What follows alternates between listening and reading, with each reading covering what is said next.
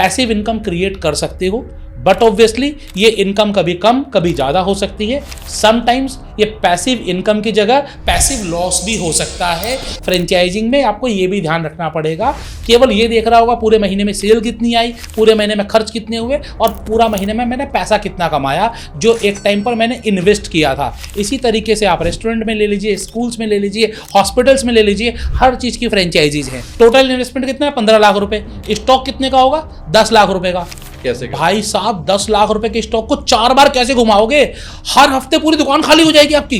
क्योंकि आप व्यापार में है, व्यापार में एक सिस्टम चलता है, उस सिस्टम के लिए एक रिस्पॉन्सिबल पर्सन होना चाहिए। वो रिस्पॉन्सिबिलिटी किसी की होनी चाहिए। ये नहीं हो सकता नहीं ये तो मैं नहीं देख रहा था, ये तो राम देख रहा था, ये तो श्याम देख रहा था, ये तो मोहन देख रहा था, ये तो सोहन देख रहा था, आशीष देख रहा था। भाई MBA स्कूल से MBA करने की कॉस्टिंग जो आती है ना 10 लाख रुपए कम से कम आती है। 10 लाख रुपए की फीस है। 10 लाख रुपए लगाने के बाद पता उसे जॉब कितने की मिलती है? मिडिल स्केल होता है, हायर स्केल होता है। कुछ बिजनेस ऐसे होते हैं जो लो स्केल या मिडिल स्केल में शुरू नहीं हो सकते, वो हायर स्केल में ही होंगे। लेकिन जो मैक्सिमम बिजनेस हैं वो ऐसे बिजनेस हैं जो आप लो स्केल में भी शुरू कर सकते हो, मिडिल में भी शुरू कर सकते हो और हाई में भी शुरू कर सकते हो। तो ये ऐसे 5 लाख में ऐसे बहुत सारे बिजनेस हैं। 15,000 रुपये का कोर्स है, 2026 में पूरा 2026 में फ्री दूंगा सब लोगों को। वो सीख लो, पढ़ लो, समझ लो कि आज अगर आपको बिजनेस का ABC भी नहीं आता तो क्यों आप बिजनेस पे जा रहे हो? 25 लाख या 30 लाख रुपए लगा रहा है और सामने वाला बोल रहा है 1 लाख रुपए महीना आएगा। अब हम सोचते हैं कि 1 लाख रुपए महीना हर महीने आ रहा है, अगले पिछले अगर 6 साल में लगाऊं तो 6 साल में मेरे पास 60 लाख रुपए आ गए। तो लोग ऐसे सोचते हैं। तो अब क्या है कि एक छोटी सी दुकान में 40 लाख की सेल कैसे हो जाएगी? अगर किसी की हो रही है तो मेरे साथ कॉपी पेन लेके बैठ जाए, तो उस समय आप हायरिंग करो ना लोगों की। जी, let the people work for you, why you are working for yourself.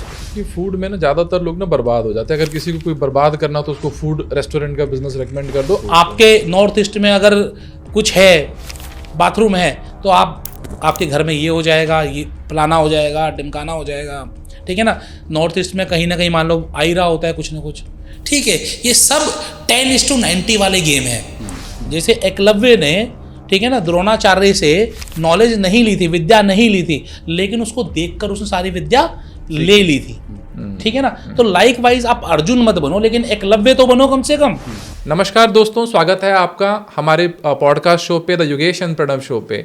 इस पॉडकास्ट में हम एक ऐसे एक्सपर्ट को बुलाने जा रहे हैं जिनको अगर आपने यूट्यूब पे या कहीं पे भी अगर आपने सिंपली वर्ड डाला फ्रेंचाइजी, और फ्रेंचाइजी में नाम आएगा आशीष अग्रवाल। और ये इतना पॉपुलर नाम है, आप जो भी ढूंढे फ्रेंचाइजी से रिलेटेड आपको इनकी एडवाइस मिलेगी। बट ये एडवाइस आज लिमिटेड नहीं रहेगी, बहुत डिटेल डिस्कशन होगा, बहुत सारे टॉपिक्स पे डिस्कशन होगा और फ्रेंचाइजी के हर एक एस्पेक्ट्स को जानने की कोशिश करेंगे। तो चलिए स्वागत करते हैं हमारे एक्सपर्ट गेस्ट का, आशीष अग्रवाल जी का। सर स्वागत है आपका। स्वागत है सर आपका। Thank you for inviting. Sir सबसे पहला सवाल आता है, जब भी हम फ्रेंचाइजी का नाम सुनते हैं तो मतलब पैसिव इनकम रिलेटेड ना लोगों के मन में सवाल होते हैं कि क्या फ्रेंचाइजी ऑन करके हम पैसिव इनकम कर सकते हैं? मतलब पॉसिबल है ऐसा? बिल्कुल पॉसिबल है, लेकिन जब हम पैसिव इनकम की बात करते हैं तो बेसिक्स क्लियर होना बहुत जरूरी है कि आखिरकार पैसिव इनकम है क्या। ये जो पैसिव इनकम है ना, किसी जमाने में एक्टिव हुआ करती थी। जब तक आप एक्टिव नहीं रहोगे तब तक आप पैसिव की तरफ आगे ग्रो नहीं करोगे। आज जो आप कमा रहे हो एक्टिवली काम कर जो आपको सैलरी मिल रही है, जो आपको प्रॉफिट आ रहा है, ये आपकी एक्टिव इनकम है। इसी में से कुछ सेव कर आपको आगे इन्वेस्ट करना है, जिससे आप आगे फ्यूचर में पैसिव इनकम जनरेट करोगे। पैसिव इनकम क्या है? जहां पर आपको डायरेक्ट काम नहीं करना पड़ रहा, आपके लिए पैसा ही काम कर रहा है। अब ये पैसा किसी भी तरीके से काम कर सकता है, बहुत सारे तरीके हैं। आपने गोल्ड में इन्वेस्ट किया, वो बढ़ गया, प्रॉपर्टी में इन्वेस्ट किया, रेंटल आ गया, किताब लिखी थी, रॉयल्टी आ गई। इसी तरीके से लोग सोचते हैं क्या फ्रेंचाइजिंग से आ सकता है क्या? बिल्कुल आ सकता है। अगर आपके पास एक कैपेक्स है, आपने एक बड़ा अमाउंट इकट्ठा कर लिया है, एक इन्वेस्टमेंट बना ली है, तो आप मल्टीपल फ्रेंचाइजीज लेकर आप लोगों को वहां पर डिप्लॉय कर सकते हो कि एक्स बिजनेस आप संभालो, कपड़े का बिजनेस की एक फ्रेंचाइजी ली, आप संभालिए यहाँ पर, वहां से जो प्रॉफिट आ गया वो क्या है आपके लिए? पैसिव है। राइट। आज कोई भी बड़े ब्रांड की आप फ्रेंचाइजी लोगे, पूरा बिजनेस सेट होकर मिलता है, पूरी SOP क्रिएट होकर मिलती है। वहां पर आपको काम नहीं करना, वहां पर आपका पैसा आपके लिए काम कर रहा है। जैसे एक एग्जांपल लेता हूं, जितने भी डेनिम्स की फ्रेंचाइजीज है, लिवाइस की फ्रेंचाइजी लो या कलर प्लस की फ्रेंचाइजी लो, अगर ऐसे जितने भी ब्रांड हैं, इस ब्रांड में क्या ब्रांड ऑनर बैठते हैं क्या? नहीं। ब्रांड ओनर तो कहीं नहीं बैठता, फ्रेंचाइजी ओनर भी समटाइम्स नहीं बैठते, वहां पर सारा स्टॉक काउंटेड है, हर एक चीज बिलिंग के द्वारा ही होती है, स्टोर ओपन होने का, स्टोर क्लोज होने का समय है, डिस्काउंट्स भी आपको सिस्टम के द्वारा मिलते हैं। क्या आप उनको बोल सकते हो कि यहां पर 100 रुपए का डिस्काउंट है, 101 रुपए कर दो? राइट, ठीक है, वो कर भी नहीं पाएंगे। तो हर चीज सिस्टम से है। तो जिसने वो फ्रेंचाइजी ली होगी उसको पता है कि आज मेरी सेल 1 लाख रुपए की आई है और इस 1 लाख रुपए की सेल से मैंने 20,000 25,000 प्रॉफिट कमा लिया है। तो वो अपने सिस्टम पर केवल ये देख रहा होगा पूरे महीने में सेल कितनी आई, पूरे महीने में खर्च कितने हुए और पूरा महीने में मैंने पैसा कितना कमाया जो एक टाइम पर मैंने इन्वेस्ट किया था। इसी तरीके से आप रेस्टोरेंट में ले लीजिए, स्कूल्स में ले लीजिए, हॉस्पिटल्स में ले लीजिए, हर चीज की फ्रेंचाइजीज हैं। कहीं पर भी आपने इन्वेस्ट किया जहां सिस्टम है, जहां पर एक यूनिक है, जहां पर यूनिकनेस है, वहां पर आप पैसिव इनकम क्रिएट कर सकते हो। बट ऑब्वियसली ये इनकम कभी कम कभी ज्यादा हो सकती है। समटाइम्स ये पैसिव इनकम की जगह पैसिव लॉस भी हो सकता है। फ्रेंचाइजिंग में आपको ये भी ध्यान रखना पड़ेगा कि चूंकि ये बिजनेस है तो हर समय यहां से कमाई आए ये जरूरी नहीं है, कभी कभी लॉस भी हो सकता है। पैसिव इनकम में लॉस के सिनेरियो बहुत सारे मुझे जो दिख रहे हैं पॉसिबली, क्योंकि जैसे आप इन्वॉल्व नहीं है फुल्ली, आप देख नहीं रहे बिजनेस को पूरी तरीके से, क्योंकि आपने इन्वेस्ट कर दिया, आप बस कलेक्ट कर रहे हो कि at the end of the month ये सारा मेरा कैलकुलेशन बना। मान लीजिए पीछे से कोई कुछ गड़बड़ कर रहा है, राइट, या आपका जो इन्वेंट्री आपने मैनेज किया उसमें कुछ ऊपर नीचे हो रहा है, फंड कलेक्शन में कुछ चैलेंजेस आ रहे हैं, तो ये सब चीजें कैसे मैनेज होती हैं फिर? देखिए, इस केस में 2 चीजें हैं। या तो आप ऐसे ब्रांड की फ्रेंचाइजी ले जहां पर सिस्टम बहुत स्ट्रांग है। जैसे सपोज करिए, मैं अगेन एक डेनिम का एग्जांपल लेते हैं, चूंकि हमने उसका एग्जांपल लिया है। आपने 1000 पीस डेनिम है, वहां पर एक दिन में आपके पास 20 पीस बिक गई जी, तो आपके पास स्टॉक में कितनी होनी चाहिए? 980 होनी चाहिए। अब आपने एक स्टॉक चेक कराया किसी थर्ड पार्टी से, आपने एक थर्ड पार्टी इनरोल कर दी यहां पर कि आपको कुछ नहीं करना है जी, आपको क्या करना है, डेली जाकर सुबह एक बार स्टॉक चेक करके आपको बता देना है। अब चूंकि वो थर्ड पार्टी ने स्टॉक चेक करके बताया है, कल को अगर उसमें स्टॉक में प्लस माइनस हुआ तो उसकी रिस्पॉन्सिबिलिटी किसकी है? थर्ड पार्टी की है। ही हैज टू पे। जैसे इंश्योर्ड कर लिया हमने अपने आप को, ठीक है, आज हमने हेल्थ इंश्योरेंस ले ली और हमें हॉस्पिटल में जाना पड़ा तो बिल कौन पे करेगा? इंश्योरेंस वाला पे करेगा, ठीक है ना, हमने पे नहीं करना। तो लाइकवाइज आपने थर्ड पार्टी को इन्वॉल्व किया, आपका थोड़ा सा पैसा जरूर लगा, लेकिन वो आपका स्टॉक इंश्योर्ड हो गया। अगर उन्होंने बोला कि यहां तो 2 पीस कम है, तो अब आपने इस स्टोर की जिम्मेदारी किसको दी थी? स्टोर मैनेजर को दी थी। अब कौन पे करेगा इसको? स्टोर मैनेजर पे करेगा। जो भी पर्सन वहां पर लायबल होगा, जिसको भी आपने अथॉरिटी दी होगी कि इस स्टोर को ओपन करने की, स्टॉक चेक करने की, सब चीजों की जिम्मेदारी आपकी है। तो ये सब चीजें आपको जिम्मेदारियां देनी पड़ेंगी, क्योंकि आप व्यापार में है, व्यापार में एक सिस्टम चलता है, उस सिस्टम के लिए एक रिस्पॉन्सिबल पर्सन होना चाहिए।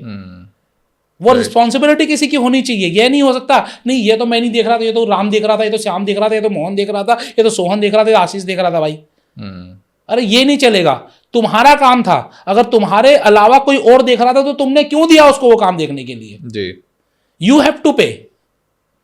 2 बार आप पेनल्टी लगाओगे अपने आप, तीसरी बार आपको नुकसान नहीं होगा। दूसरा मैं आपको बताता हूं आज सिस्टम कितने स्ट्रांग हो गए हैं। एयरबीएनबी का नाम सुना है? हाँ जी। अभी पिछले दिनों मैंने अभी तक यूज नहीं किया था, अब चूंकि यहाँ पर बहुत सारे पॉडकास्टर्स आते हैं तो उनको स्टे भी कराना होता है। तो पिछले दिनों मैंने यहाँ पर गौर सिटी के पास एक उनके लिए एक होटल बुक करवाया। इट वॉज नॉट एयरबीएनबी, मैं होटल का नाम नहीं लूंगा। होटल बुक कराया, उन्होंने मुझे कोड भेज दिया, ठीक है, कि आप जाइएगा वहां पर लॉकर लगा हुआ है, वो कोड ओपन करिएगा, उस कोड से आपकी चाबी बाहर आ जाएगी, उस चाबी से वो ताला खुल जाएगा। कहीं कोई पर्सन ही इन्वॉल्व नहीं है। उसने एक टाइम एक 1 BHK क्या बोलते हैं उसको आप रियल एस्टेट वाले, स्टूडियो अपार्टमेंट एक स्टूडियो अपार्टमेंट परचेज किया था। उसको होटल में जितनी चीजें चाहिए होती हैं उसको वो सब चीजें इक्विप कर दी। कोई लड़का नहीं है वहां पर, कोई हेल्पर नहीं है वहां पर, कोई पानी देने के लिए नहीं है वहां पर, सब चीजें वहां पर मौजूद हैं। आरओ लगा हुआ है, आपके कप प्लेट सब चीजें रखी हुई हैं, आपको चाय कॉफी जो चाहिए सब चीजें वहां पर पहले से हैं। ओपन करिए, आपने रेंट पे कर दिया है और अब जाते हुए क्लोज करके आप चले जाइए। एक खाली सफाई के लिए किसी को डिप्यूट किया हुआ है, वो आती होगी सफाई करके चली जाती होगी, चला जाता होगा, कोई एजेंसी को आपने काम दे रखा है। That's it. ये पैसिव इनकम है कि नहीं है? तो आज के समय में फ्रेंचाइजिंग से पैसिव इनकम कमाना बड़ा आसान है, बशर्ते कि उस बिजनेस में सिस्टम इन्वॉल्व हो। अगर सिस्टम इन्वॉल्व नहीं है तो भूल जाओ कि आप उससे पैसा कमा पाओगे। टेक्नोलॉजी का बेस्ट यूज हो रहा है। टेक्नोलॉजी का बेस्ट यूज हो रहा है, बस बिल्कुल सच्चाई है यही और है। मेरे को ये लगता है उससे आपको कुछ एसओपी सीखने के लिए भी मिलती हैं। जस्ट लाइक हम ने अपने पहले पॉडकास्ट के अंदर भी डिस्कशन किया था कि अगर आप अपना बिजनेस स्टार्ट करना चाहते हो और अपने फ्रेंचाइजी से स्टार्ट किया, तो आप अभी बिजनेस सीख रहे हो, तो फ्रेंचाइजी आपको बहुत कुछ सिखा देगी, बिल्कुल। एसओपीज बनाना सिखा देगी, बिजनेस को ऑपरेट कैसे करना है वो सब सिखा देगी। तो it can be a good thing also कि चलो एक समय तक, जैसे लोग पहले ट्रेनिंग के लिए जाते थे, तो ये होगा कि आपने फ्रेंचाइजी से पहले ट्रेनिंग कर ली और आप उसके साथ आगे बढ़ो। यहाँ पर मैं कुछ ऐड करूंगा। आज के दिन किसी भी एक ठीक ठाक MBA स्कूल से MBA करने की कॉस्टिंग जो आती है ना, 10 लाख रुपए कम से कम आती है। 10 लाख रुपए की फीस है। 10 लाख रुपए लगाने के बाद पता उसे जॉब कितनी की मिलती है? 25 से 50 हजार रुपए की। बिल्कुल बिल्कुल। हार्डली 25 से 50 हजार की जॉब मिल रही है। वो भी जॉब क्या मिल रही है? सेल्स की जॉब मिल रही है। ठीक है ना, अगर मार्केटिंग से करिए, अच्छे कॉलेज से है, फिर स्टार्टिंग ये है, वो नहीं तो वहां पर फिर पैसे भी ज्यादा लग रहे हैं। मैं एक एवरेज की बात कर रहा हूं।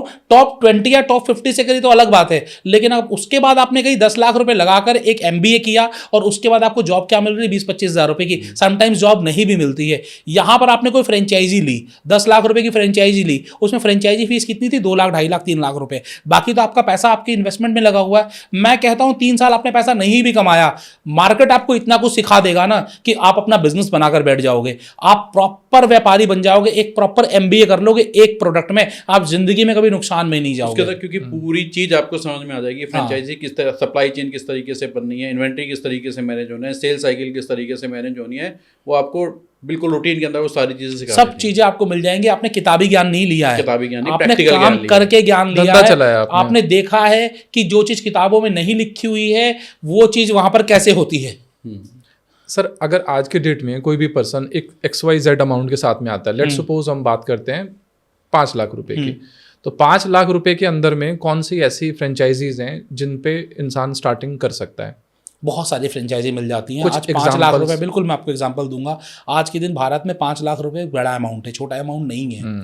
आज आप 5 लाख रुपए में प्री स्कूल ओपन कर सकते हो। आप 5 लाख रुपए में एक टेक अवे रेस्टोरेंट की फ्रेंचाइजी शुरू कर सकते हो। बहुत सारे मिल जाएंगे आपको 5 लाख के अंदर भी। आपको टेक अवे रेस्टोरेंट की फ्रेंचाइजी आप ले सकते हो।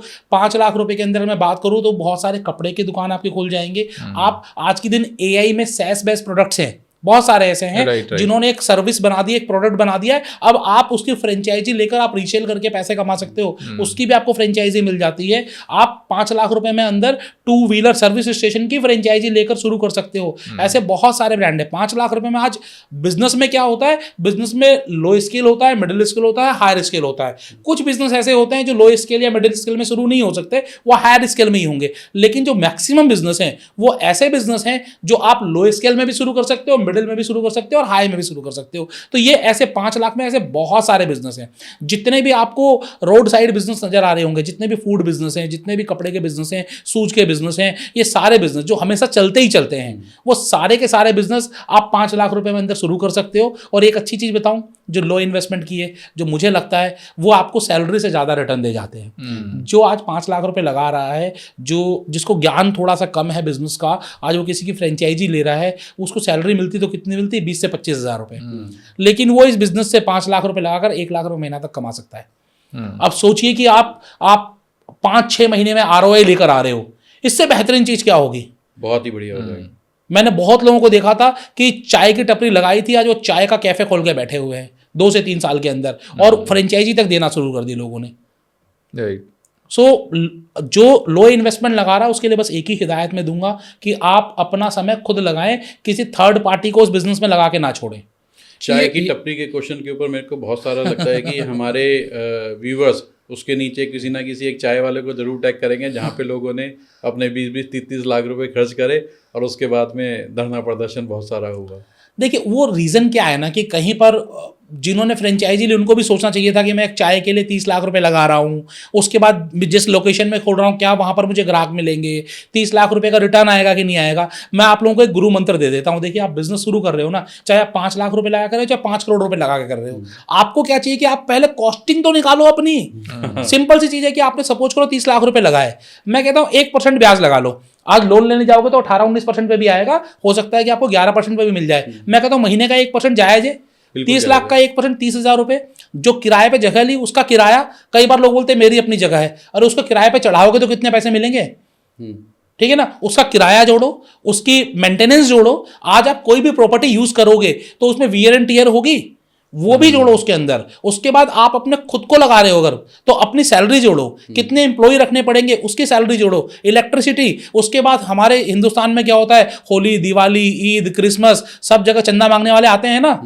जब आप दुकान खोल के बैठे हो तो पहले दिन ही लोग आएंगे, पैसा लेके जाएंगे आपसे, ठीक है ना, वो वाला पैसा भी जोड़ो उसके अंदर। उसके बाद कुछ ना कुछ नुकसान भी होगा पूरे साल में, ठीक है ना, वो भी आप जोड़ो उसके अंदर। उसके बाद आप उसको 12 से डिवाइड कर लो और 1 महीने का खर्चा आपको निकल कर आएगा। सपोज करो खर्चा निकल कर आया 1 लाख रुपए, तो अब आप देखो क्या ये बिजनेस मुझे 1 लाख रुपए देगा।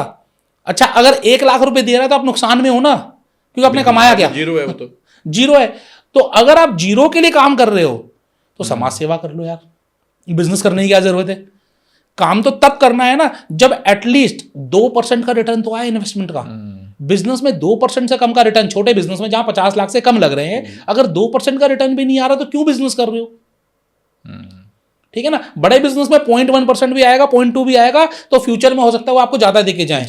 ये सारे बिजनेस आपको अभी 2% का रिटर्न चाहिए, प्लस में 2% का रिटर्न जोड़ो, उससे ऊपर पैसा आ रहा है तो वो काम करो। क्या जिन्होंने वो फ्रेंचाइजी ली थी उन्होंने कैलकुलेट किया, क्या उनके पास लॉस सहने की क्षमता थी, क्या उन्होंने सोचा कि 6 महीने तक हो सकता है बिजनेस ना चले, मार्केटिंग के लिए क्या खर्च किया। कई बार ये सारे खर्चे मैंने जुड़ाए, इन सारे खर्चे में मैंने एक खर्चा जोड़ा ही नहीं। वो खर्चा क्या है, सबसे बड़ा खर्चा जो ना करके बिजनेस डूब जाते हैं, मार्केटिंग का खर्च। हम लोग एज ए एजेंसी ये चैलेंज बहुत बड़ा देखते हैं। मैक्सिमम लोग आते हैं कहते हैं हमारा पूरा का पूरा पैसा फ्रेंचाइजी में ही चला गया, अब मार्केटिंग के लिए बजट नहीं, और एट द एंड फिर 2-3 महीने में दम तोड़ देता है। तो क्यों ली थी फ्रेंचाइजी, मत लेते। डॉक्टर ने बोला था लेने के लिए, लेकिन फ्रेंचाइजी लेनी पड़ेगी, सिंपल सी बात है। राइट। तो आप वहां तो गाइडेंस वो मिली भी नहीं ना कि ठीक है, आप गाइडेंस के साथ साथ भी नहीं, ये तो प्रैक्टिकल चीज है कि अगर आपने अभी कोई भी धंधा चालू किया है तो भाई उसे मार्केट तो करना पड़ेगा ही। आप धंधे में आए हो तो आपको पहले दिन से पता है कि आप मार्केट करोगे। देखो सर, मैं आपको बताऊं, मैं 30 दिन का how to start your business course बिल्कुल फ्री में दे रहा हूं आपको, ठीक है ना। मैं आपको लिंक दे दूंगा, आप डाल दीजिएगा इसमें कि how to become a businessman. मैंने उसमें सारी चीज़ें डाली हुई है, पैसा कोई नहीं ले रहा हूँ। वो कोर्स मेरा 15,000 रुपये का कोर्स है, 2026 में, पूरा 2026 में फ्री दूंगा सब लोगों को। वो सीख लो, पढ़ लो, समझ लो कि आज अगर आपको बिजनेस का ABC भी नहीं आता तो क्यों आप बिजनेस पे जा रहे हो, ठीक है ना। तो ये आपको समझना पड़ेगा कि आखिरकार हम बिजनेस कर रहे हैं तो हमें मार्केटिंग में पैसा डालना है, हमें प्रॉफिट कमाने के लिए क्या क्या काम करने हैं। बिजनेस को थोड़ा समझो, बिल्कुल आंख बंद कर कर किसी पर भी भरोसा कर कर कोई काम मत करो। सबसे पहले अपने आप का आकलन करो, क्या मैं इस बिजनेस के लिए बना हूं। अगर मैं ही नहीं बनाऊं इस बिजनेस के लिए तो फिर मैं क्यों ये काम कर रहा हूं।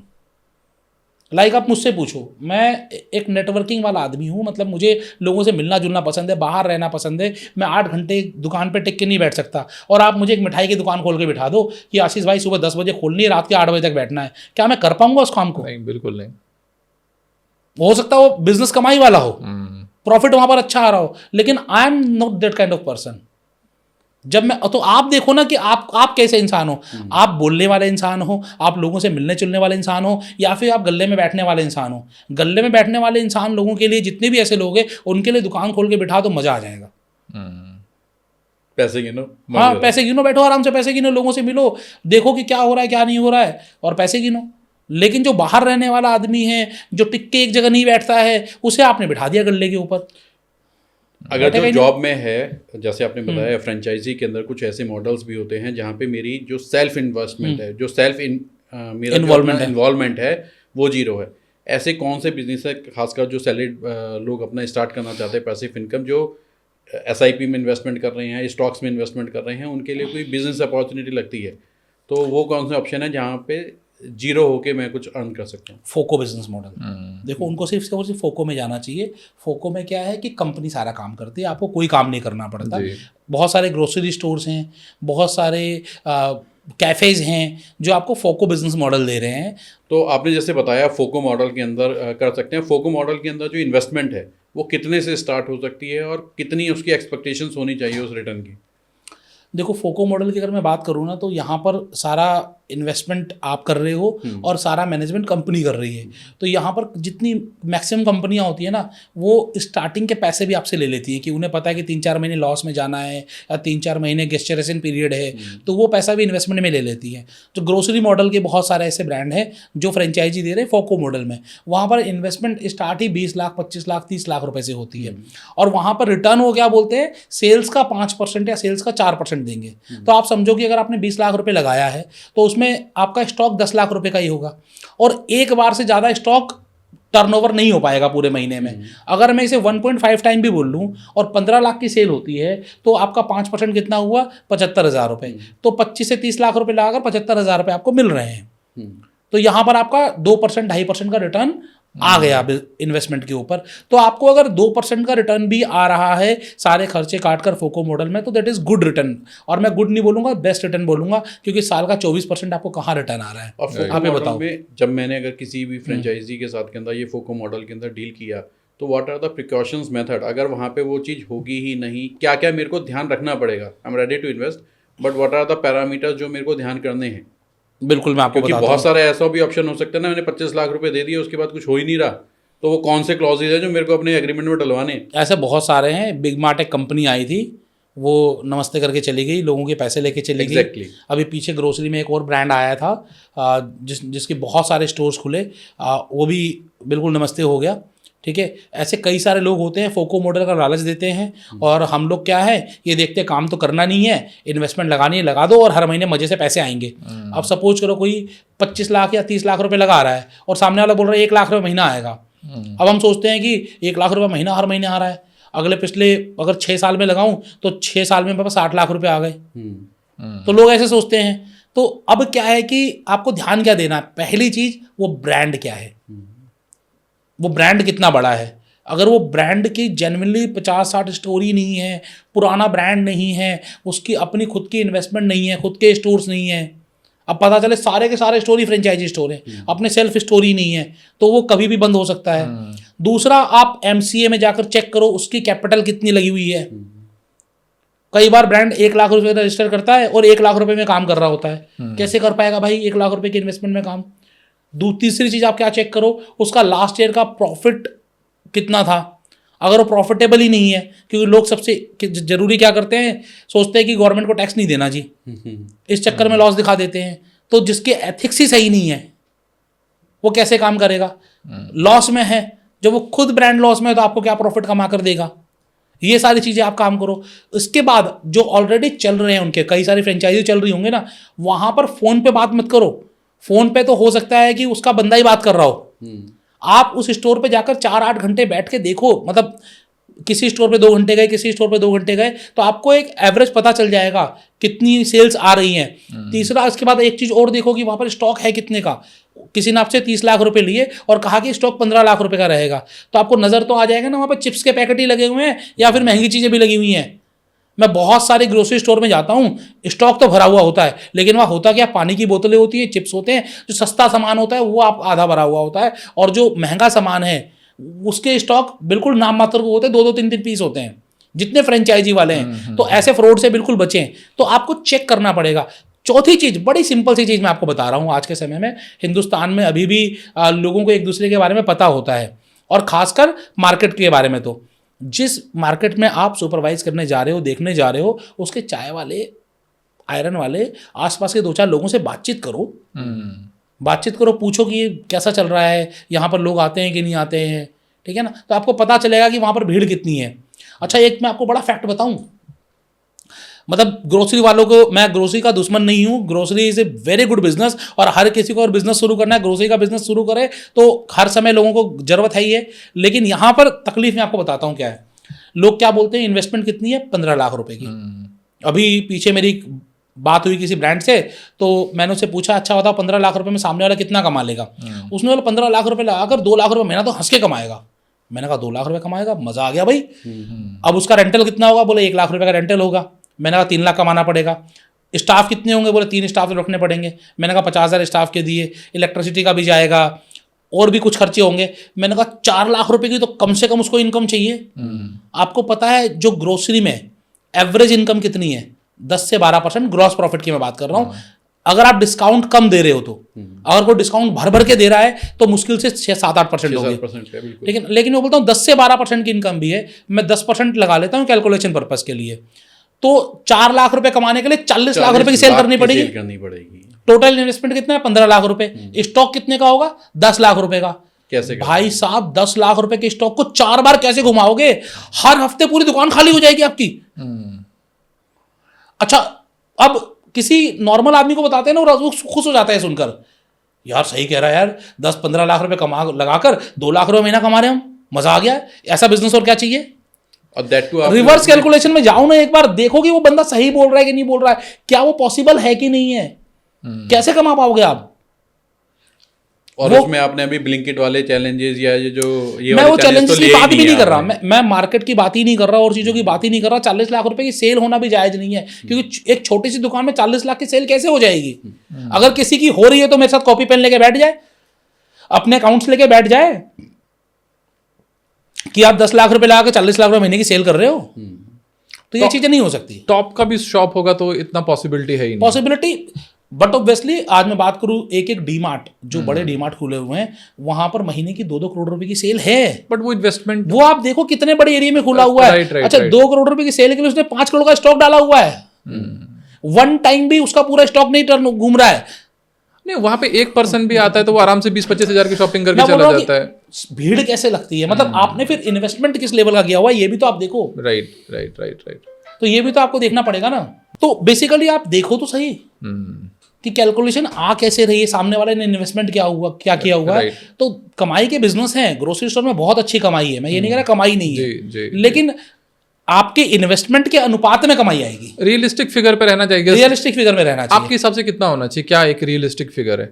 मैं बोल रहा हूँ अगर आपने वन टाइम भी अगर टर्नओवर कर लिया तो बहुत अच्छा है। छोटे बिजनेस में हो सकता है वन टाइम टर्नओवर हो जाए, बड़े इन्वेस्टमेंट में तो नहीं हो पाएगा। लेकिन यहाँ आपने एक बार भी अगर अपना पूरा स्टॉक घुमा दिया तो दैट इज टू गुड। घूमेगा नहीं वो 0.5%, मतलब आधे से ज्यादा नहीं घूमने वाला। 10 लाख रुपए लगाया तो 6-7 लाख की सेल आएगी। लेकिन मैं कहता हूँ 10 लाख की भी सेल आई तो भी उसका 8%, 9%, 10% का ग्रॉस प्रॉफिट मार्जिन, तो भी आपने 1 लाख रुपए कमाया। राइट, ये चीजें हैं। 1 लाख से मुझे याद आया, अभी हमने 5 लाख वाले कैलकुलेशन पर डिस्कशन किया था, तो उसमें आपने कहा था कि 5 लाख का इन्वेस्टमेंट लगाया तो 1 लाख बंदे ने कमाया, 5-6 महीने में ही उसका जो इन्वेस्टमेंट का ROI निकल के आ गया। Is it possible? कैसा पॉसिबल है? 100% पॉसिबल है। कैसे? कैलकुलेशन करवा देता हूँ। आज सपोज करिए कि आपने एक कार्ट स्टार्ट किया, 5 लाख रुपए लगाकर बेहतरीन कार्ट स्टार्ट किया, वहां पर आप खुद लगे हुए हो।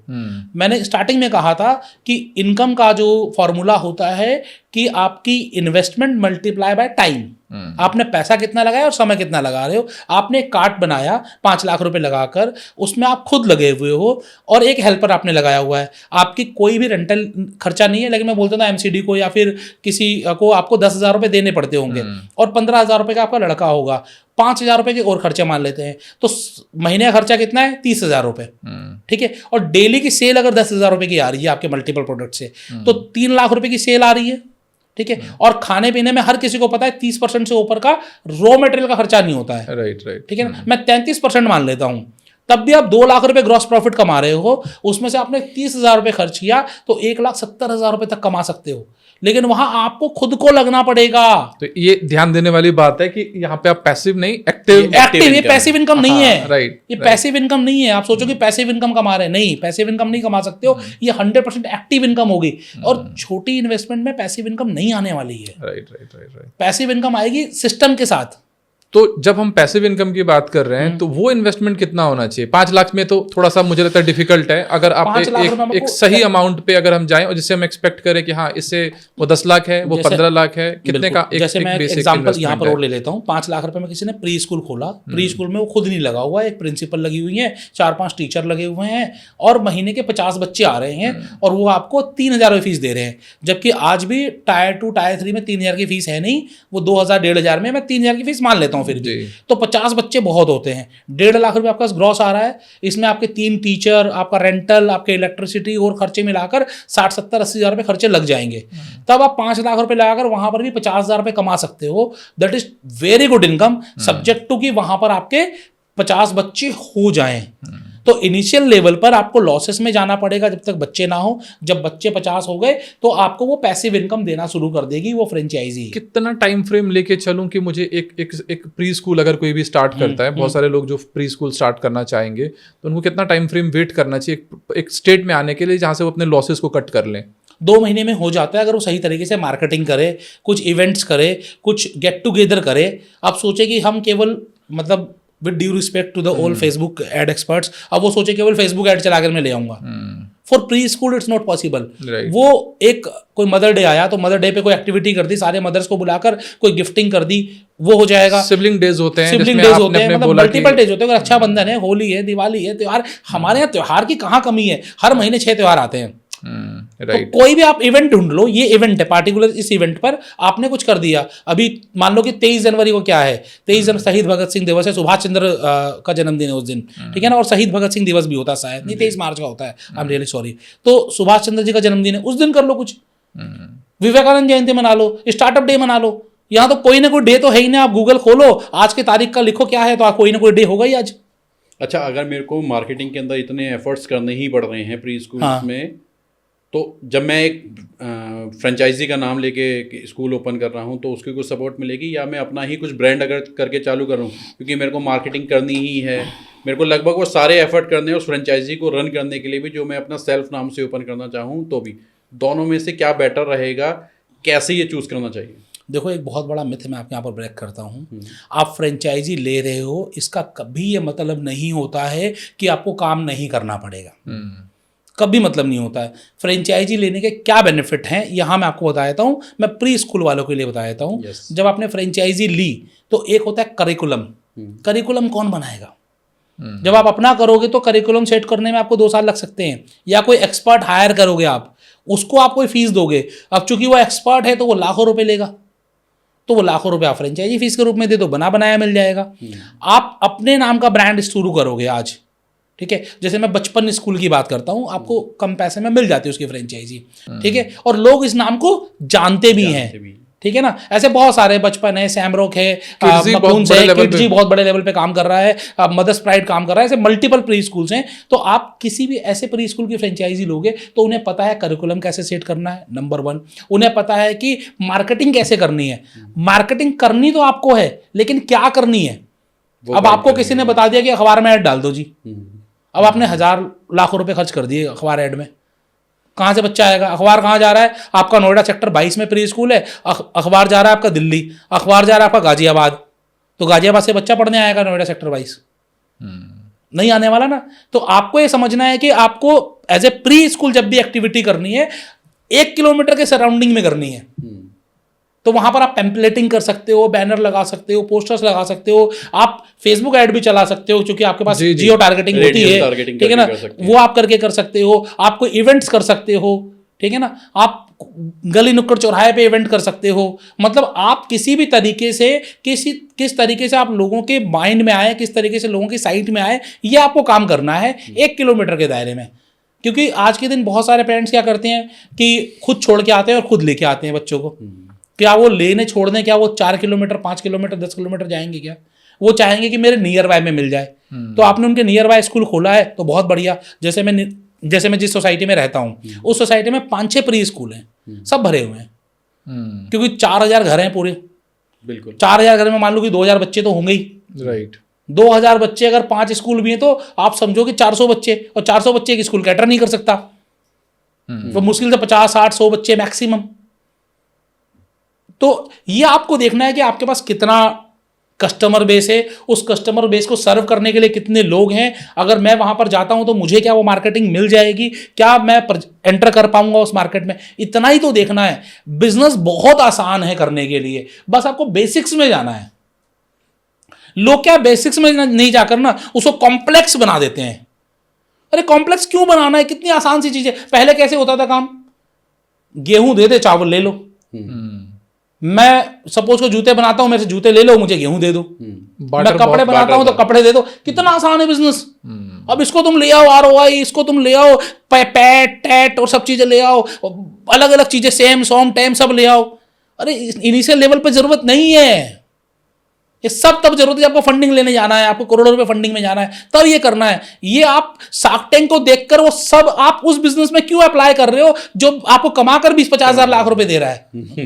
मुझे प्री स्कूल का एक बहुत बड़ा एडवांटेज दिखा। जैसे लेट्स सपोज मैं अपने बच्चे को नोएडा में हाँ। मान लीजिए किड्जी में पढ़ा रहा हूँ, एक ब्रांच खुली मान लीजिए झारखंड में खुल गया या बिहार में मधुबनी में खुल गया, एक ब्रांच मेरे इलाके में खुल गया।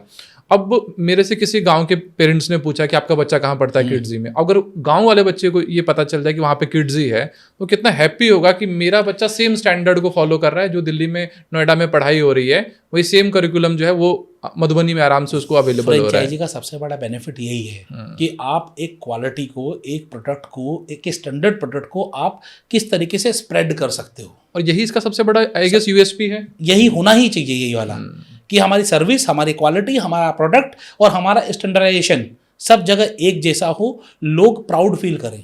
राइट, यही तो होना चाहिए ना। बिल्कुल इजी विद एसओपीज। आप मैन पावर को भी अगर अपनी एसओपीज दोगे और वो फॉलो हो रखी होंगे, that can be easily done बहुत आसानी से, मतलब, और ये कोई बड़ी चीज है ही नहीं। मैं कहता हूँ कि आप व्यापार को ना ऐसे समझो मक्खन है, पानी है, तो आपके लिए आसान हो जाएगा। आप इसे जटिल किताबों में ढूंढोगे ना कि मुझे तो पढ़ना है, मुझे तो सीखना है, मुझे तो ये करना है, क्यों करना है भाई? आप क्यों बिजनेस करते हो? क्या गोल है बिजनेस करने का? ऑब्वियसली मुझे अर्निंग करनी है ना, गोल यही है ना। तो अपना गोल बिल्कुल वो अर्जुन की तरह बिल्कुल मछली की आंख रखो ना, पैसा कमाना है भाई, ठीक है ना। और जितने भी कॉम्प्लेक्स टर्म मैं तब यूज करूंगा जब मुझे फंड रेज करना होगा। आप जब लेवल पर जाओगे, जब स्केल करना होगा, तब वो कॉम्प्लेक्स सिस्टम्स आपको अपने आप ही सीख जाते हैं। मैं कह रहा हूं आपको तब भी नहीं करने, वो आपके लिए कोई और कर रहा होगा ना। आप चार्टर्ड अकाउंटेंट हायर करो ना, आप लॉयर हायर करो ना, आप स्टार्टअप एक्सपर्ट हायर करो ना। जब आप कमा रहे हो तभी तो आप जाओगे ना आगे लेवल पर। बिल्कुल। तो उस समय आप हायरिंग करो ना लोगों की जी। Let the people work for you, why you are working for yourself. जब आपको लगे आपके बिजनेस को फ्रेंचाइजी की जरूरत है, तो आशीष अग्रवाल जी को there are so many brands who are doing franchising, there are so many brands who are scaling business। आज के दिन बिजनेस स्ट्रेटेजिस्ट की कमी नहीं है, डिजिटल मार्केटर्स की कमी नहीं है। Go and sit with them. और सबसे बड़ी बात मैं बताऊं, आपको मार्केट सब कुछ सिखा देता है, बस सीखता कौन नहीं है? जो मार्केट में अवेलेबल नहीं है। राइट, ठीक है ना। अब पैसिव इनकम में हमने धंधा डाल के छोड़ दिया, काम नहीं कर रहे हैं, ठीक है ना, या हम उस पर सुपरवाइज नहीं कर रहे हैं, तो भी आप डूब सकते हो। जैसे कि आपने एक मकान बनाकर किराए पे डाल दिया, ठीक है। अब वो आपको लग रहा है हर महीने किराया आ रहा है, चलो कोई टेंशन नहीं है। आपको उसका प्रॉपर्टी टैक्स तो भरना पड़ेगा, आपको उसकी वियर एंड टियर तो करनी पड़ेगी, आपको 2-4-6 महीने में जाकर देख लो कि कब्जा तो ना हो जाए, कोई गलत गतिविधि तो नहीं हो रही है आपकी प्रॉपर्टी के अंदर। बिल्कुल।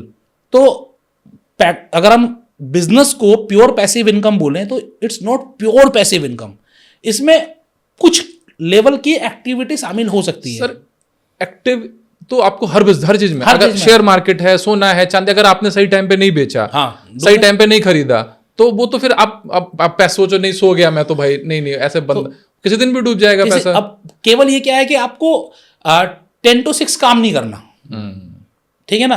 तो आपकी 30 डेज की वर्किंग नहीं है, लेकिन आपको उस पर निगरानी और सुपरविजन तो रखनी पड़ेगी। तो लाइकवाइज बिजनेस है। बहुत अच्छा एग्जांपल है सर जमीन का। जैसे आपने बहुत प्यारी जमीन खरीद ली, उसके दांव करोड़ों में बढ़ गए, पता चला किसी दिन कब्जा हो गया, खत्म हो गई आपकी कहानी, या आप लड़ रहे हो कि सालों साल उस पे।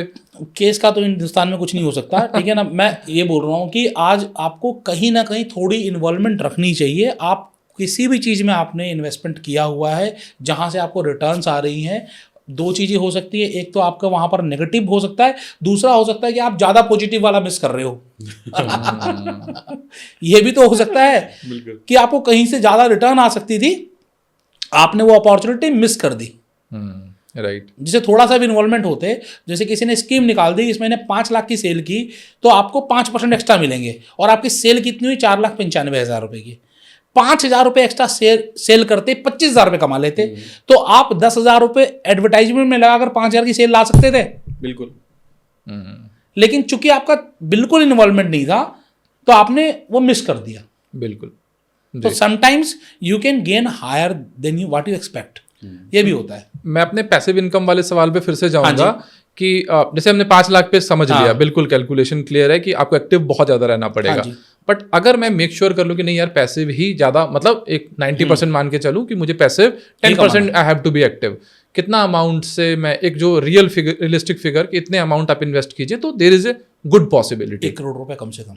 1 करोड़ अगर आप बिजनेस कर रहे हो ना तो आप समझो कि आपका प्रॉपर्टी में इन्वेस्टमेंट जाएगा, आपका सिस्टम में इन्वेस्टमेंट जाएगा, आपको उसके इंटीरियर में इन्वेस्टमेंट जाएगा। तो मुझे लगता है कि अगर आप चाहते हो कि आपको बिल्कुल ना काम करना पड़े तो मुझे लगता है कि आपको कम से कम 1 करोड़ रुपए लगाना चाहिए। बहुत सारे ऐसे बिजनेस है जो 50 लाख के अंदर भी शुरू हो जाएंगे, जैसे जिन्होंने सिस्टम को पूरा अप्लाई कर लिया है। जैसे मैं अगेन प्री स्कूल की बात करूं, जो आपने किड्जी की बात करी, वहां पर 20-25-30 लाख रुपए का इन्वेस्टमेंट आता है, ठीक है ना। इसी तरीके से जितने भी आप जाओगे कि जो आपको अपैरल्स स्टोर मिल रहे हैं, जैसे डब्लू है, बीबा है, लुई फिलिप्स है, एरो है, जो फ्रेंचाइजी देते हैं, सारे फ्रेंचाइजी नहीं देते हैं, तो जो फ्रेंचाइजी देते हो वहां पर इन्वेस्टमेंट आपका 30 लाख, 35 लाख, 40 लाख रुपए इन्वेस्टमेंट जाएगा। ये सारे के सारे 100% स्टैंडर्डाइज्ड हैं। Stock in stock out proper होता है, प्रॉपर चेकिंग करके स्टॉक होता है। अगर कोई लड़का जा भी रहा है, मतलब कोई ग्राहक जा रहा है, तो ग्राहक जाते वक्त और निकलते वक्त भी बैक चेक होता है, बिल चेक होता है प्रॉपर। मतलब इन्होंने पूरा एक सिस्टम प्रोसेस बनाया हुआ है, वहां पर आपको फुल एक्टिव होने की जरूरत नहीं है, ठीक है। ऐसे बिजनेस आप कर सकते हो। रेस्टोरेंट बिजनेस बहुत सारे हो जाएंगे, क्योंकि मान लो आप शेफ नहीं हो लेकिन आप इन्वेस्टमेंट तो आप कर सकते हो किसी रेस्टोरेंट में। तो किसी ठीक ठाक फाइन डाइन रेस्टोरेंट में आपको इन्वेस्टमेंट 25-50 लाख रुपए आपको करना ही पड़ेगा, जहां पर लोग अपने आप आए और वहां पर आपको एक ठीक ठाक सेल आए और वहां से प्रॉफिट आए। तो 50 लाख रुपए के अंदर ऐसे बहुत सारे बिजनेस आपको मिल जाएंगे। फूड में मैंने एक कहावत सुनी है कि फूड में ना ज्यादातर लोग ना बर्बाद हो जाते हैं। अगर किसी को कोई बर्बाद करना हो तो उसको फूड रेस्टोरेंट का बिजनेस रेकमेंड कर दो, अनलेस और अनटिल आप उस रेस्टोरेंट इंडस्ट्री से समहाउ नहीं हो, तो मतलब बहुत ज्यादा रिस्की बिजनेस है वो। देखो, जो कहावत है बिल्कुल सही है, अगर वो 100% इन्वॉल्व है। जैसे आज मैंने कोई खाने पीने का बिजनेस कर लिया और मुझे कोई नॉलेज नहीं उस बिजनेस की, और मैं उस पर सही तरीके से ध्यान नहीं दे रहा था। अदरवाइज अगर मैं फ्रेंचाइजिंग इंडस्ट्रीज की बात करूं तो आज 100 में से 35 से 40 दुकानें फूड की ही खुलती हैं, राइट, फूड एंड बेवरेजेस में ही खुलती हैं, और चलती भी हैं और लोग कमा भी रहे हैं जी। ये एक ऐसा सेगमेंट है जहां पर हर कोई पैसा कमा लेता है।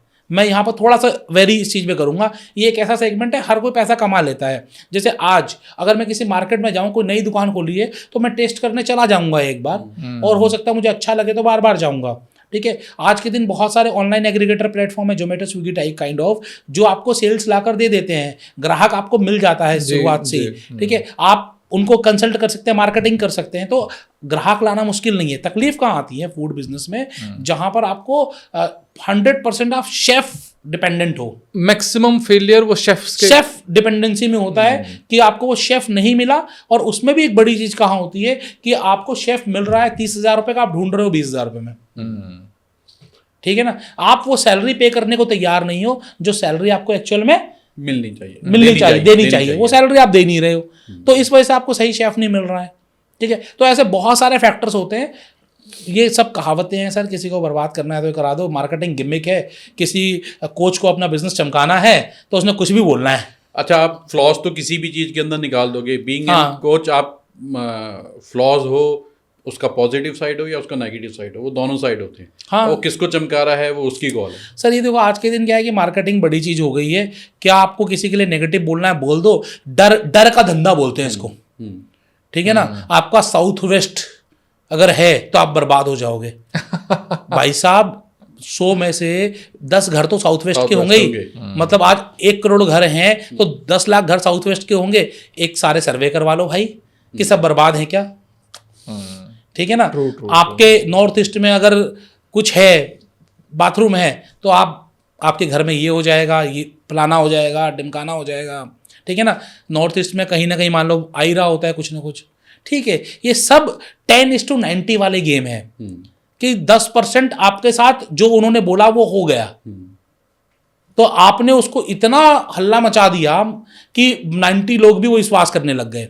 और ये पूरा गेम बिलीफ का होता है, इस चलता ही बिलीफ सिस्टम, सारा बिलीफ सिस्टम पे गेम होता है। तो ये अपनी मार्केटिंग चमकाने के लिए मैं कुछ भी कर सकता हूँ। कोई कुछ भी बोलेगा, अगर आप अपने बिजनेस में काम कर रहे हो तो आप रामू काका हो। अरे भैया, सारे ही रामू काका हैं। आप छोटे बिजनेसमैन को आप जाकर देखो, आज भी अगर मैं बात करें तो झाड़ू भी वही लगा रहा होता है। आप ये तो देखो कि आप जो बोल रहे हो, आप किसको रिप्रेजेंट कर रहे हो? कहीं आपके बोलने की वजह से वो एमएसएमई तो सफर नहीं कर रहे, कहीं उनके अंदर तो हीन भावना नहीं आ रही है, कहीं ऐसा तो नहीं हो रहा है जो बेचारा आज थोड़ी सी मेहनत करके रिक्शे के पीछे चलकर 50,000 रुपये कमाकर अपना घर चला सकता था, आपकी उस बात से वो घर नहीं चला पा रहा है, उसका घर बर्बाद हो रहा है। आपके रिस्पॉन्सिबिलिटी क्या है बीइंग ए बिजनेस कोच?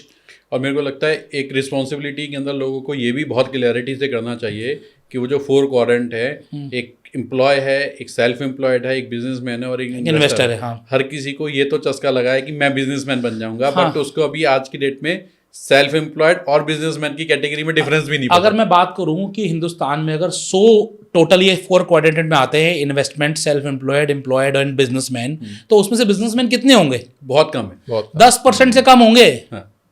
90% लोग आइदर एम्प्लॉयड हैं या सेल्फ एम्प्लॉयड हैं, ठीक है ना, और 10% लोग आइदर बिजनेसमैन है और इन्वेस्टर हैं, दोनों में 10% ही आगे होंगे। हम टारगेट तो 10% को कर रहे हैं, लेकिन खराब 90% को कर रहे हैं। राइट। और जर्नी, आपकी जर्नी का जो क्वाड्रेंट है वो उसी तरीके से चलता है। You have to take experience being an employ, बिल्कुल। फिर आप अपना सेल्फ एम्प्लॉयड की जर्नी पे जाते हो, देन यू गो टू, जब आप स्केल कर रहे होगे, काफ़ी अच्छी चीज़ें चल रही होंगी, then you go to somehow self employed. सबसे पहले क्या सोचना चाहिए ना, देखो आप क्या इतना कमा रहे हो कि आज आपने कोई शिफ्ट किया तो आपकी फैमिली सफर ना करे, ठीक है ना। कई मैंने कोचेज को ये बोलते हुए सुना है, रिस्क तो लेना पड़ेगा, लोन तो लेना पड़ेगा, कर्जा तो लेना पड़ेगा, ठीक है ना। अब ले लिया कर्जा, लोन ले लिया, शिफ्ट कर लिया, और कल को उसकी फैमिली भूखी मर रही तो कोच पैसा देने आएगा? नहीं आएगा। ट्रू, नहीं आएगा, बिल्कुल नहीं आएगा ना। तो ये डिसीजन किसको लेना है? डिसीजन उसको लेना है जो लोन ले रहा है, जो बोल रहा है उसको थोड़ी लेना है डिसीजन, ठीक है। तो आपको देखना है कि आपकी फैमिली है, अगर आपको कुछ करना भी है तो एटलीस्ट 1 साल का, मैं बोलता हूं एटलीस्ट 1 साल तक 1 रुपए की चिंता ना आए, इतना पैसा आप अपने घर में छोड़ दो, जिसमें कि सिर्फ लोग क्या करेंगे, सिर्फ खाने पीने का खर्चा जुड़ जाएंगे। मैं कहूँगा उसमें बीमारी भी जोड़ो, उसमें घूमना फिरना भी जोड़ो, उसमें ये भी जोड़ो कि कल को शादी ब्याह में, बर्थडे में भी जाना पड़ेगा, वहां भी देना पड़ेगा कुछ ना कुछ, ठीक है ना। आपके घर में भी किसी के 2 फंक्शन आएंगे, वहां पर भी खर्च होगा। ये सब जोड़कर 1 साल का पैसा आप एक बार आप दे दो कि ये खर्च, आप खर्च करने के लिए, ये इन्वेस्टमेंट नहीं है, ये एक्सपेंस है, ये आप दे दो कि हाँ ये खर्च करो, 1 साल तक अब मैं कुछ करूंगा, तो 1 साल के अंदर तो आप कुछ ना कुछ कर लोगे। आपके पास अगले महीने के खर्चे के पैसे नहीं है और इस महीने आप चले कोचिंग लेने। बहुत सारे फेलियर होने के रीजन हमने देखे हैं। एक तो आपने बिल्कुल सही मेंशन किया कि एक बैकअप प्लान लोग लेके नहीं चलते, बिल्कुल नहीं लेके चलते, मतलब एक सेविंग, और दूसरा बिजनेस पूरी चीजें स्टार्ट करने के बाद आगे कैसे रन होगा उसके लिए 6 महीने का या 1 साल का एक पाथ नहीं होता, या उतना फंड ही नहीं होता कि वो स्टार्ट किया और 2-3 महीने में बोलते हैं अब तो सब खत्म हो गया, अब तो इससे आगे मेरे पास पैसा पहले नहीं कमाओ ना। देखो नहीं भी है, अगर मैं बोल रहा हूँ तो आप मेहनत करो, ठीक है। लोग क्या है कि बिना पैसे के भी पैसा कमा रहे हैं, ऐसा नहीं कि नहीं कमा सकते।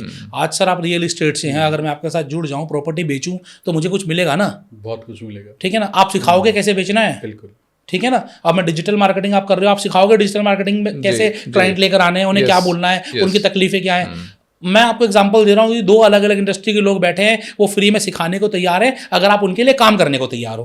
तो ऐसी 2 इंडस्ट्री नहीं है, ऐसी 100 इंडस्ट्री से ज़्यादा हैं।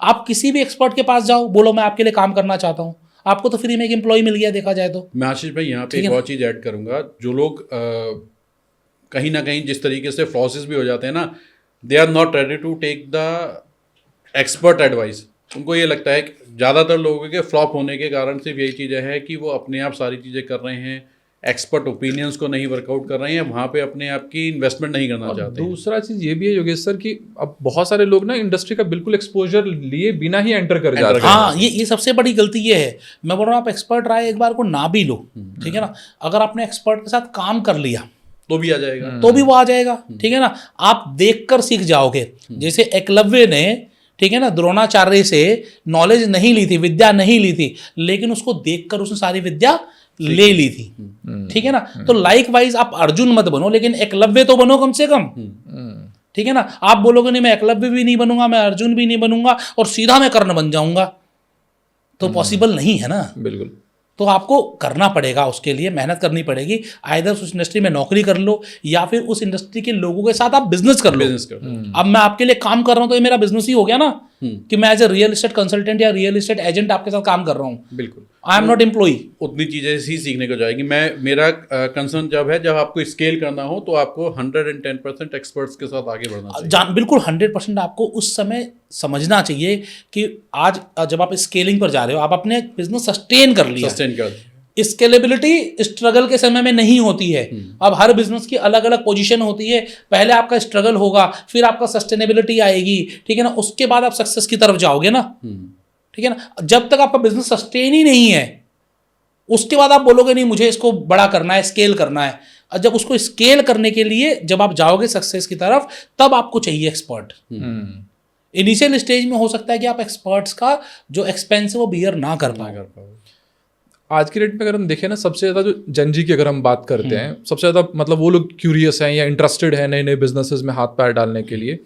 बट मुझे लगता है ये पॉडकास्ट उनके लिए बहुत बड़ी एक लर्निंग है कि अगर आप स्टार्ट करें तो इनिशियल फेज में कुछ अच्छे मेंटर, कुछ अच्छे एक्सपर्ट्स के साथ में काम करें, टाइम स्पेंड करें, एंड देन अगर आप स्टार्ट करें तो आप बहुत सारी चीज़ों को पहले से ही डिस्कार्ड कर चुके होते हैं। बहुत सारे लोग कर भी रहे हैं ऐसा जी, है ना। देखिए जेनरिक आधार एक कंपनी है, उनके फाउंडर हैं अर्जुन देशपांडे जी। उन्होंने 16 साल की उम्र में शुरुआत कर दी थी। 19 साल की उम्र तक उन्होंने पूरा ब्रांड बना लिया था। टाटा ने इन्वेस्ट किया उनके साथ, रतन टाटा जी ने इन्वेस्ट किया था। जी। आप सोचिए कि आप एक सोच के साथ चले हो, आपने सीखा है बिजनेस को, सीखने के बाद आपने काम किया, तो पहले आपको सीखना पड़ेगा। तो आज जेनजिस की अगर मैं बात करूँ तो दे आर डूइंग गुड। उन्हें पता है, उनका माइंड क्लियर है, उन्हें पता है कि उन्हें काम कैसे करना है। बट ऑब्वियसली आप बिना लर्निंग के सीधा वर्किंग पे उतर जाओगे, ठीक है ना, सो वो लॉस देके जाएगा। आप पहले सीखो, समझो और उसके बाद आप काम करो ना। उसके बाद भी हो सकता है कि कहीं लॉस हो। आज भी 100 स्टार्टअप्स आते तो 95 फेलियर हो जाते हैं। ऐसा नहीं कि 95 के 95 लोग लर्निंग नहीं लेते होंगे, ठीक है, उसमें से कुछ लोग नहीं लेते होंगे, लेकिन बहुत लोग लेते भी होंगे। कई सारे बीटेक वाले लोग होते हैं, कई सारे MBA वाले लोग होते हैं, कई लोगों ने पूरी दुनिया देखी होती है। समटाइम्स आप जहाँ लगे हुए हो सकता है कि वो प्लेटफॉर्म ही आपके लिए ना हो, वो प्रोडक्ट ही आपके लिए ना हो। सो बहुत सारी चीज़ें हो सकती हैं। कोई भी फेलियर का रीज़न कभी एक नहीं होता, मल्टीपल रीजंस होते हैं। और मुझे लगता है फेलियर ना क्या कि लर्निंग कहें तो ज़्यादा बेटर है कि अगर आप एक और जो 95 जो फेल भी हुए हैं, अगर आप उनको दोबारा से स्टडी करके देखोगे तो उन्होंने उस लर्निंग से या तो कुछ दूसरा स्टार्टअप बिल्ड किया या किसी ना किसी तरीके की और जगह के ऊपर वो सक्सेस बट ऑब्वियसली ये आपका माइंड, अगेन आपका माइंडसेट है। आप उस फेलियर के बाद आप डिप्रेसिव होकर जॉब पे लग जाते हो या फिर आप सीख कर अगले स्टार्टअप की तरफ या कुछ नया करने के लिए लगते हो। तो ये 100% माइंडसेट है। जिन्होंने सोचा है कि नहीं मैं इसी सीख के साथ कुछ नया बनाऊंगा, तो बना लिया। जिसने सोचा कि नहीं अब तो सब कुछ खत्म, नौकरी कर लो, तो नौकरी कर रहे हैं। बिल्कुल। एक इस डिस्कशन को मैं थोड़ा सा अलग एक मेरा माइंड में एक क्वेश्चन आ रहा था। बहुत सारे लोग ना जब देखते हैं कि कोई सेलिब्रिटी किसी स्टार्टअप को मतलब कि इंडोर्स कर रहा है तो बहुत जल्दी क्विकली अट्रैक्ट हो जाते हैं और उसकी या फ्रेंचाइजी ले लेते हैं या उसमें इन्वेस्ट कर देते हैं या समहाउ कहीं ना कहीं इन्वॉल्व हो जाते हैं। बट बहुत सारे फ्रेंचाइजी लेड जो स्टार्टअप्स हैं हम देख रहे हैं आज की डेट में फेल भी हो रहे हैं। मैक्सिमम तो फेल हो रहे हैं, बहुत कम मैंने सक्सेस रेशियो देखा है ऐसा। और स्टार्टअप लेड जो फाउंडर्स किसी अच्छे कंपनी से आ रहे हैं, किसी अच्छी जगह से आ रहे हैं, वो ज़्यादा बेटर कर रहे हैं, बट उस पर लोग कम जा रहे हैं और सेलिब्रिटी वाले पे ज़्यादा जा रहे हैं। तो इस पार्ट को आप कैसे देखते हैं? सेलिब्रिटी का अट्रैक्शन होता है ना, तो जहाँ अट्रैक्शन होता है वहाँ पर हम इन्वॉल्वमेंट ले आते हैं और अगेन बिना सोचे समझे हम वो बिज़नेस कर लेते हैं। जबकि आप समझो कि ऐसे बहुत सारे ब्रांड हैं जिनको अमिताभ बच्चन जी ने किया था, जैन मोबाइल, ठीक है, महेंद्र सिंह धोनी ने अम्रपाली का ऐड किया था, उनके ऊपर केस तक हुआ। ऐसे आपको मल्टीपल ब्रांड्स मिल जाएंगे, मल्टीपल चीज़ें मिल जाएंगी जहाँ पर किसी सेलिब्रिटी ने एंडोर्स किया, सेलिब्रिटी ने ऐड किया और वो बिजनेस नहीं चल पाया। ये कोई रीज़न नहीं है कि ब्रांड की वजह से नहीं चला, सेलिब्रिटी की वजह से नहीं चला, उस बिजनेस में ही कुछ खामियां होंगी। दूसरा आपने जो बोला कि जब जो बड़े फाउंडर्स आते हैं, जो सेलिब्रिटीज यूनिकॉर्न्स आते हैं, जब वो किसी को सपोर्ट करते हैं तो वो बिजनेस चल जाते हैं। तो वो अपने साथ केवल चेहरा नहीं लाते हैं, अपने साथ कनेक्शंस लेकर आते हैं, इन्वेस्टमेंट लेकर आते हैं, एक सिस्टम लेकर आते हैं, एक SOP लेकर आते हैं, एक थॉट प्रोसेस लेकर आते हैं, एक माइंडसेट लेकर आते हैं बिजनेस के लिए जो चाहिए वो सब कुछ वो आपको दे देते हैं। इस वजह से आपका बिजनेस का चलने का जो चांस है, सक्सेस रेट जो है वो हायर साइड हो जाता है। राइट। क्योंकि आपको बिजनेस में चाहिए क्या? ग्राहक चाहिए। एक सही कनेक्शन आपके बिजनेस को कहीं भी पहुंचा सकता है। बिल्कुल बिल्कुल। एक सही कनेक्शन ही तो चाहिए आपको। तो आप सब लोग जो भी बिजनेस कर रहे हो ना, जो लोग सिर्फ और सिर्फ ऐड के भरोसे हैं, उनके लिए मैं बोलूंगा आप नेटवर्किंग भी करो, लोगों से मिलो। ये नहीं पता कि कौन सा व्यक्ति आपको कहाँ लेकर चला जाए। राइट। एक सही कनेक्ट मिल गया आपको, आपका काम हो जाएगा। मेरे एक बड़े अच्छे मतलब क्लाइंट हैं शशिकांत त्यागी जी, वो जमेरिया हेयर के नाम से हेयर एक्सटेंशन का काम करते हैं। तो मैंने उनको कुछ एग्जांपल्स दिए कि सर देखिए ये ब्रांड जो है बहुत सारे सेलिब्रिटीज़ के साथ में काम कर रहा है। तो उनका एक एग्जांपल ना और एक कुछ डिस्कशन मेरे को बहुत अच्छा लगा, जो मेरे माइंड में बार बार स्ट्राइक करता है कि देखिए वो बर्न कर रहे हैं, ठीक है, अपने प्रोडक्ट को प्रमोट करने के लिए, बट एट द एंड आपने अपने प्रोडक्ट में क्या डाला है, क्या उसकी वैल्यूज़ है, वो वैल्यू मार्केट में सेल होंगी। तो आप अपनी वैल्यूज़ पे ज़्यादा फोकस कीजिए, डेफिनेटली आप इन्वॉल्व कीजिए सेलिब्रिटी, जहाँ बट ज़रूरत लगे सिर्फ उतना इन्वॉल्व कीजिए। उससे ज़्यादा इन्वॉल्व करेंगे तो आप कहीं ना कहीं पैसा बर्न करेंगे और लॉन्ग वे में आप कहीं ना कहीं बहुत बड़ा अपना पोटेंशियल लॉस कर देंगे। देखो मार्केटिंग का भी एक नियम है कि आप अपने प्रॉफिट का 20-30% ही तो लगाओगे ना मार्केटिंग में। यस। अब आपने मान लो 100 रुपये कमाए, अब उसमें से आपको घर भी चलाना है और भी सारे खर्चे होंगे। अब आप बोलोगे कि मैं 100 में से 80 रुपये मार्केटिंग में लगा देता हूँ, तो क्या 20 रुपये में आपके सारे खर्चे निपट जाएंगे? अगर हाँ तो लगाओ, नहीं तो मत लगाओ। जो आपका प्रॉफिट आया है उसका 20 से 30% आंख बंद करके आप मार्केटिंग में री इन्वेस्ट कर दो, ठीक है। उसके अंदर आप जो अफोर्ड कर सकते हो, उसके अंदर जो अफोर्ड कर सकते हो वो कर लो। उसके अंदर आप सेलिब्रिटी अफोर्ड कर सकते हो तो कोई बात नहीं, करो। उसके अंदर आप किसी भी तरीके की मार्केटिंग आप करना चाहो, इवेंट मार्केटिंग करना हो, आपको अवार्ड्स करने हो, आपको कुछ भी करना हो, पॉडकास्ट करने हो, कुछ भी करना हो वो करो आप, लेकिन विद इन द लिमिट्स। एक बहुत बड़ी लर्निंग थी सर मेरी, बाइजू ब्रांड आप सब ने सुना है। जब वो एकदम डूबने के कगार पे था ना, तब जाके उन्होंने लियोन मेसी को अपना ब्रांड एम्बेसडर जो है वो अपॉइंट कर दिया था। और मुझे तो उसके लिए उन्होंने बहुत बड़ा ह्यूज अमाउंट मतलब उस पे पे किया था। मैं बड़ा डिसअपॉइंट हुआ उनके इस मूव से कि आप डूब रहे हो, आपकी डेली लिंक्डइन पे, आपके सोशल मीडिया चैनल्स पे आपको लेके नेगेटिव न्यूज़ आ रही है, लोग बहुत सारे डिस्कशंस कर रहे हैं, और आपने उस टाइम पे इतने बड़े मतलब पैसे का इन्वेस्टमेंट कर दिया उस सेलिब्रिटी के लिए, जैसे शायद उसका ऑडियंस इंडिया में नहीं है ही नहीं, और उतना बड़ा इन्वेस्टमेंट। ऐसे मूव कभी कभी स्टार्टअप को मतलब ले डूबते हैं या बहुत बड़ा एक फाइनेंशियल सेटबैक दे देते हैं। समटाइम्स क्या होता है ना कि जब आप डाउनफॉल की तरफ होते हो तो आपके जो डिसीजंस होते हैं ना वो सारे भी नेगेटिव ही होते हैं। इसीलिए कहते हैं कि आप जब पॉजिटिव साइड हो उस समय आपके पास मेंटर नहीं है तो भी शायद चल जाए, लेकिन जब डाउनफॉल जाता है ना उस समय आपके पास मेंटर नहीं, आपके पास एक बिजनेस डॉक्टर होना चाहिए। वही आपका इलाज करेगा ना। आप क्या उस समय अपने डॉक्टर खुद बनोगे? अब मुझे नहीं पता किसने उसको एडवाइस किया क्यों उन्होंने किया, कुछ हो सकता है पॉजिटिव रीजन रहे हों, लेकिन वो सही तरीके से नहीं गए। कई बार इंसान डूबते का वो होता है, डूबते वो तिनके का सहारा ढूंढता है कि भाई क्या पता है। ये मेरे को बहुत अच्छी आपने बताई है कि जब आप ग्रोथ पे हो तो बेशक आप मदद मत लो, मगर आप जब डाउनफॉल पे हो और जब आपको कोई चीज़ समझ में नहीं आ पा रही है उस समय पे आपको मेंटर नहीं डॉक्टर चाहिए। उस समय पे अपने टॉपेस्ट पोजीशन वाले बंदे को ढूंढो जो आपको उस मदद को कर सकता हो और आपको उसकी एडवाइस के साथ आगे चलना चाहिए। उस समय पे वो छोड़ना चाहिए डॉक्टर की। अब होगा क्या, जब आप डाउनफॉल की तरफ लोगे तो आपको महंगा मिलेगा, जब आप अपने पीक पे लोगे तो वही डॉक्टर आपको सस्ता मिल जाएगा। कहते हैं ना कि prevention is always better than cure.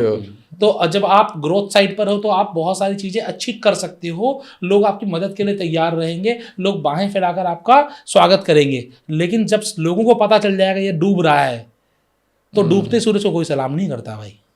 वही बात है सर कि जब आप बहुत ज़्यादा कमा रहे होते हो या बहुत सक्सेसफुल होते हो तो भगवान को भूल जाते हो। और जैसे ही आप आते हो तो भाई चरणों में पड़ जाते हो कि आप बचा ले। लेकिन उस टाइम पे क्या होता है, या तो शायद वो बिल्कुल दुख के टाइम पे भी आपको पकड़ लेते हैं। बिल्कुल वही सारी चीजें हैं। नहीं ठीक है, काफ़ी कुछ इंटरेस्टिंग डिस्कशन हुआ। हम लोगों ने स्टार्ट किया था इसे कि चलो पैसिव इनकम लोगों को कैसे बनानी चाहिए, बट जो एक माइंड में हमेशा से है पैसिव इनकम कहीं ना कहीं एक मिथ है आपको बिना एक्टिव हुए पैसिव इनकम को कमाना नहीं मिलेगा, बिल्कुल नहीं मिलने वाला। और आप ये सोचो कि आप सो जाओ और आपका पैसा बढ़ता रहे, तो वो आपके बैंक की एफडी के अंदर में नहीं होगा, आपको वहाँ पे भी अपना कुछ ना कुछ ध्यान रखना ही पड़ेगा। अदरवाइज उस तरीके की वैल्यूज़ को जो आप गेन करना चाहते हो कभी नहीं कर पाओगे। तो एक्टिव रहते हुए आपको पैसे कैसे कमाने हैं, इस पॉडकास्ट से आपको बहुत अच्छी चीज़ें सीखने को मिलेंगी। बडिंग एंटरप्रेन्योर्स हैं जो अपना बिजनेस स्टार्ट करना चाह रहे हैं, जो बिजनेस के अंदर हैं already, there is a beautiful information in this podcast. इसको पूरा देखिए, लास्ट सेक्शन में देख रहे होंगे क्योंकि बहुत लोगों की आदत है कि हम लोग स्टार्टिंग का देखते हैं लास्ट का देखते हैं, तो ज़रूर पीछे जाके इसको देखिएगा, you will get lovely information here. Thank you Ashish ji. Thank you, thank you, thank you so much sir. Thank you.